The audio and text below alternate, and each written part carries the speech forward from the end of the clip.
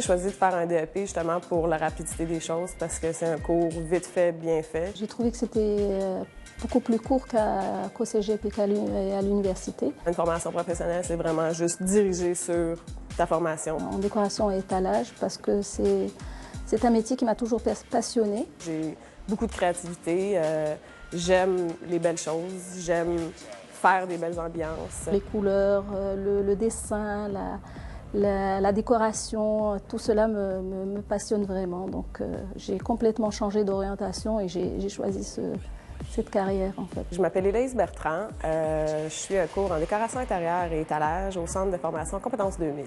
Mon nom est Badia. Je suis un programme en formation professionnelle, c'est-à-dire un DEP en décoration d'intérieur et étalage à Compétences 2000.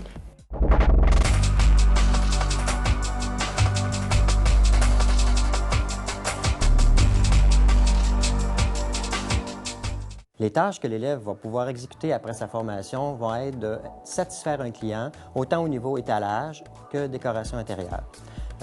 L'élève va devoir faire de la conception, faire des croquis, faire des plans et faire la réalisation de ses projets pour satisfaire le client. La journée d'une décoratrice, ça peut commencer par l'arrivée au bureau, présentation des dossiers qui se passent, tout ça. Après, évidemment, c'est sûr qu'il y a des clients personnels, donc ils vont se diriger vers les clients, ils vont aller voir les projets qu'il y a à faire. Que ce soit pour l'aménagement de salles de bain, de cuisine, de salon, de loft. On peut aller sur des chantiers où il y a justement les nouvelles maisons modèles, qu'il faut aller faire la maison modèle ou aller visiter la nouvelle maison de nos clients. Aller faire des relevés, faire des croquis, faire de la recherche de matériaux, ensuite aller présenter ses projets à son client pour ensuite passer à l'exécution. Le travail d'étalagiste consiste à concevoir des vitrines et installer des décors saisonniers, soit dans un grand magasin ou soit dans des boutiques.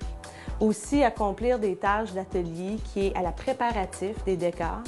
Et présenter aussi à un client qui peut être un directeur artistique ou qui peut être un propriétaire de boutique indépendant des concepts pour revitaliser sa présentation de produits et ses étalages en vitrine. Soit que tu peux avoir une photo que, justement, le grand patron t'apporte en disant « Bon, moi, je veux cette présentation-là, donc trouve-moi tous les accessoires qui vont avec. » Fait que là, c'est sûr que, avec ça, tu pars et tu dis, bon, je vais aller acheter un petit truc là, je vais fabriquer un petit machin là. Comme ils peuvent te dire, regarde, moi, c'est ça mon concept, fait que laisse-toi aller puis prends tout ce que tu veux comme idée.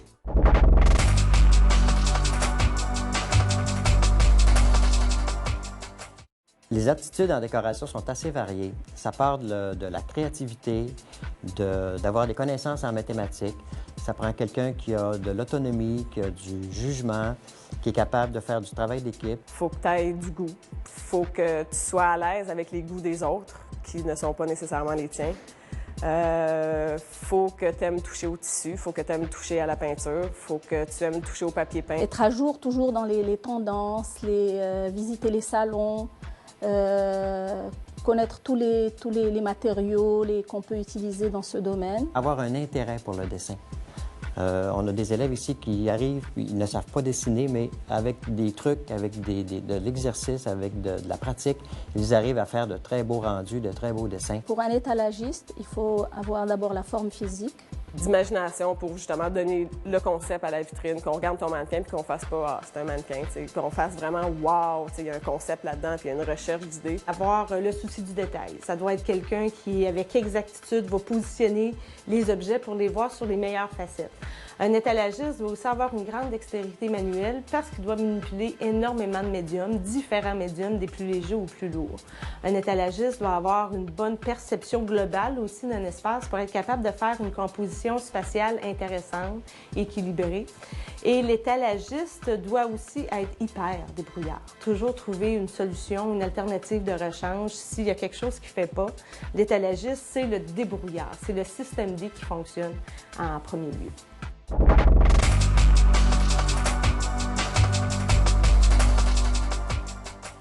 La formation en décoration intérieure et étalage est étalée sur 2 années.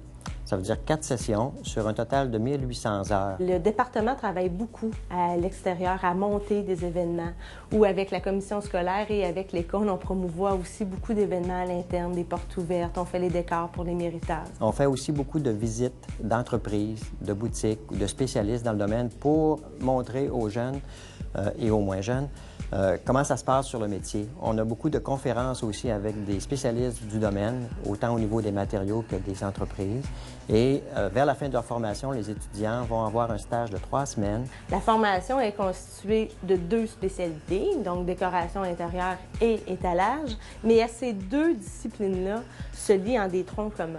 Les troncs communs, ce sont les cours de base, de couleurs, de composition, de dessin technique, de dessin artistique aussi. Dans pas mal tous les cours, autant que ce soit en éléments de décor, en formation d'éléments de décor, tu as la théorie au début, mais le reste de la journée, écoute, c'est vraiment libre à toi. Tu poses tes questions quand tu veux, tu vas faire tes petites recherches dans Matériatech, tu vas aller sur l'ordinateur. Les étudiants auront à travailler des maquettes, auront à faire des dessins techniques, soit assistés par ordinateur ou soit avec la table à dessin.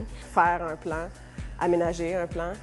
On apprend à jouer avec les couleurs. On travaille avec une panoplie de matériaux, que ce soit des céramiques, du bois de plancher, des stratifiés, de la mélamine. En étalage aussi, on apprend à toucher avec les mannequins, à monter un mannequin, à déplacer un mannequin. On a appris à toucher du foam core. La technique d'éclairage, la perspective. Les techniques de texture et de faux fini. Aussi, ils vont manipuler des logiciels comme 2020. Ils vont manipuler aussi une découpeuse au vinyle qui sert à faire des lettrages en vitrine ou des lettrages dans les kiosques d'exposition. La relation avec les élèves est très bonne ici parce qu'on a une équipe d'enseignants professionnels. C'est des gens qui sont impliqués dans le marché, qui sont connaissants dans leur domaine et qui veulent apprendre aux jeunes, qui veulent transmettre leurs connaissances. Donc, on donne beaucoup de temps lors des cours. On fait beaucoup de récupération aussi pour aider les élèves qui veulent aller un petit peu plus loin. Les professeurs sont très présents.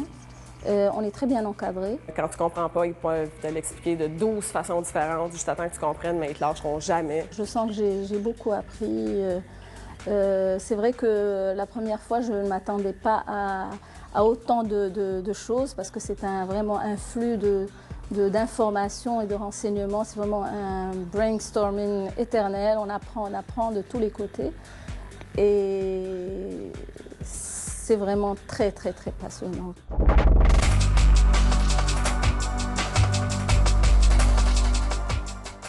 Ce qui est très plaisant pour nous, c'est de voir nos étudiants s'en aller en stage de 3 semaines, et puis qu'à la suite de leur stage, il y a un offre d'emploi il y a un emploi qui leur est offert. Puis habituellement, en sortant de cette école-ci, c'est une école assez renommée, fait que souvent quand tu dis que tu viens de Compétences 2000, ils savent quand même de quoi tu es capable. Le développement domiciliaire, le développement commercial est tellement important dans la grande région de Montréal qu'il y a beaucoup d'opportunités pour nos jeunes de se trouver du travail, que ce soit en résidentiel, en construction neuve, en rénovation, que ce soit dans les commerces pour faire des vitrines, des grandes surfaces, fabrication d'éléments de décor dans les grandes entreprises. Tu peux être décoratrice dans un milieu de vente de céramique ou de n'importe quoi, mais qui ont accès à des décoratrices d'intérieur qui vont chez les clients. Ça peut être aussi des architectes. Quand on cherche du travail, est-ce qu'on veut aller d'abord vers l'étalage ou vers la décoration? Ça, c'est très important. Le sentiment que ça va m'apporter en sortant d'école, c'est un sentiment, premièrement, de libération parce que j'ai trouvé ici vraiment la vocation que je veux faire.